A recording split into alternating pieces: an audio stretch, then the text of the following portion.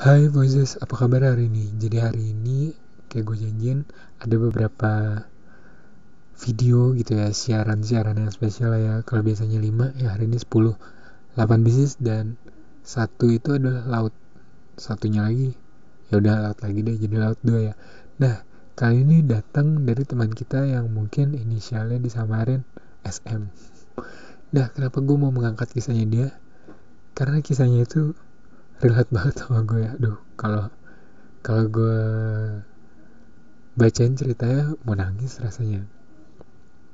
Jadi dia ngomong gini, Kak, aku numpang cerita tapi jangan dibocorin, gak usah masukin kata-kata ya, bikin biasa aja. Oke. dia udah izin dulu. Oke, jadi ceritanya kurang lebih mirip sama cerita gue. Jadi ini gue tuh menanggapinya mungkin agak-agak sulit juga menanggapinya, karena apa yang gue lakuin kurang lebih sama gitu ya. Jadi dia cerita, oke, si Asam ini jadi awalnya mengenal satu wanita rekomendasi dari temennya gitu. Tiba-tiba akhirnya karena satu kejadian mau nggak mau akhirnya dikenalan gitu. Nah, waktu kenalan ini jadi anak ini tuh baiknya itu luar biasa, bikin si SM yang baru patah hati ini akhirnya lambat laun membuka hatinya buat dia gitu. Nah, ketika di tengah perjalanan 1 tahun, 2 tahun, 3 tahun, lambat laun sikapnya si orang ini berubah gitu. Dan yang awalnya deket ternyata ya kadang-kadang ternyata dia udah punya pacar, terus diem-diem gitu. Dia cuma bilang jangan terlalu deket ya, aku udah punya pacar.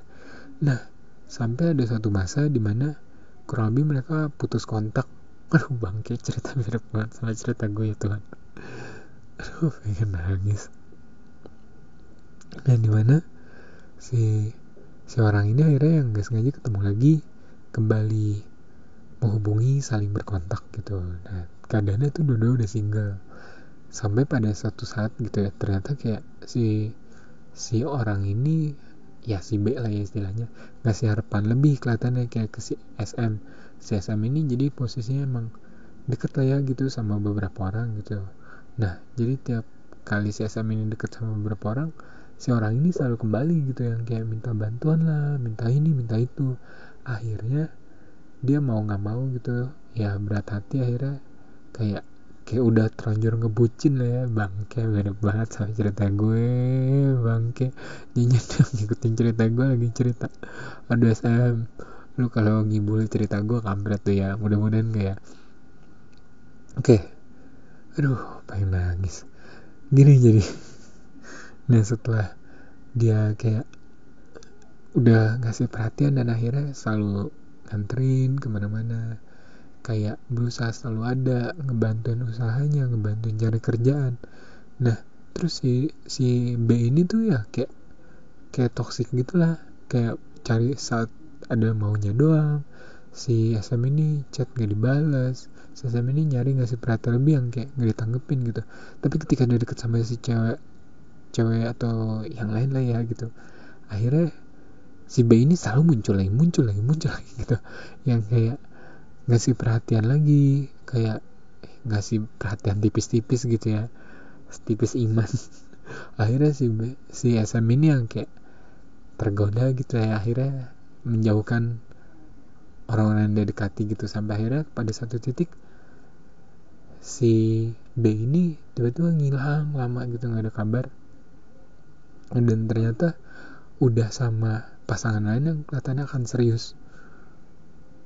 Nah, si SM ini akhirnya sakit hati gitu ya, udah mencintai bertahun-tahun gitu. Duh, kayak gue banget lah ya. Akhirnya dia minta saran, Kak, gimana sih caranya memaafkan orang gitu, pertanyaan pertama. Kak, gimana sih caranya move on setelah mencintai orang dengan begitu dalam? Dua, Kak, gimana sih caranya kita berbaikan dengan masa lalu kita gitu. Jadi orang-orang yang pernah gue sakitin ketika gue fokus sama si B ini gitu, kan kesannya gue kayak PHP-in anak orang ya, sedangkan gue juga di PHP-in. Duh, man, gue mau ngomong apa ya, gue juga di posisi lu nih es. Dan oke, yang pertama tadi apa ya caranya? Oh, caranya move on ya? Enggak, caranya move on itu yang kedua ya. Gini deh, gue langsung menjawab gabungan pertanyaan lo lah ya. Untuk move on gitu, caranya gimana sih?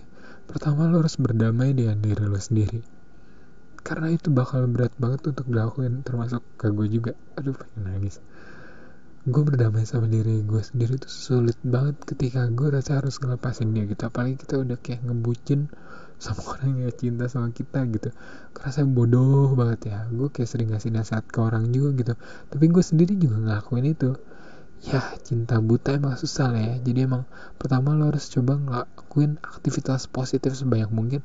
Lo harus cari kayak seminar-seminar positif, hal-hal positif untuk membangun karakter dan pribadi lo sendiri gitu. Mungkin waktunya telat gitu, tapi gak masalah daripada terlalu terlambat gitu, sampai akhirnya akar cinta lo itu berakar pahit dan akhirnya berakhir dengan buruk ke diri lo sendiri gitu.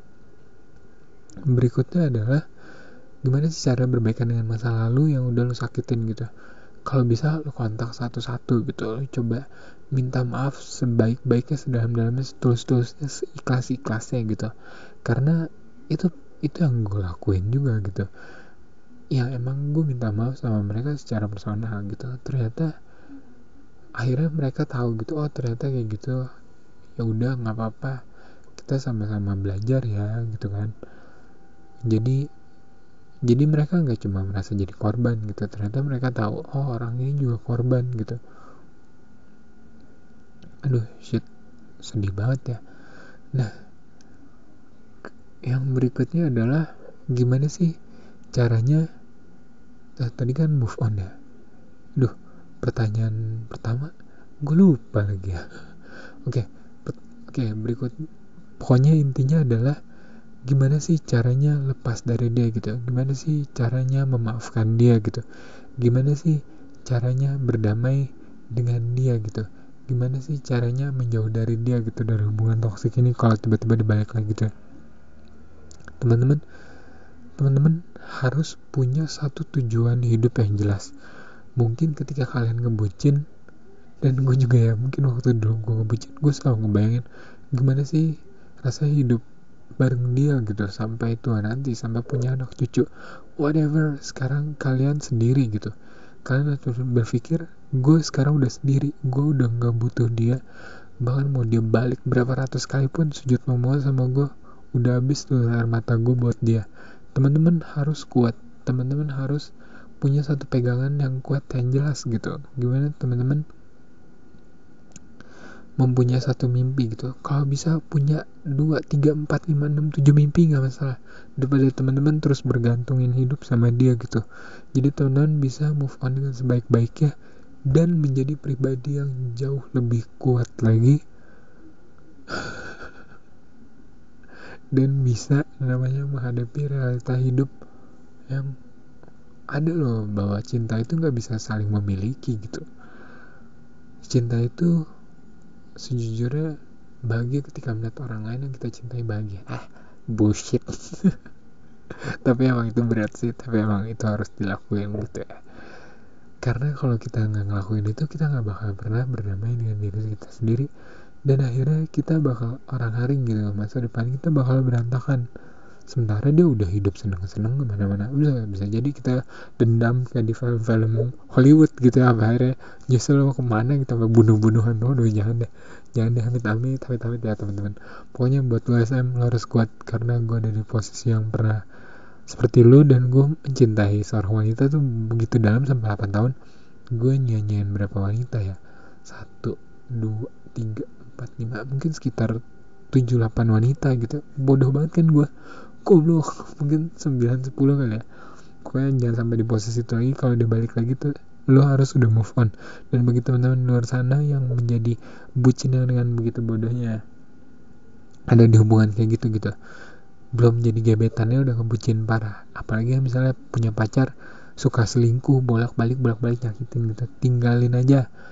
Kayak gitu cuma jadi toksik buat hidup lo gitu. Jadi emang teman-teman harus move on sekuat-kuatnya, lari sekuat-kuatnya, jangan pernah nengok ke belakang, fokus kepada impian dan tujuan teman-teman di masa depan. Oke, sekian lah untuk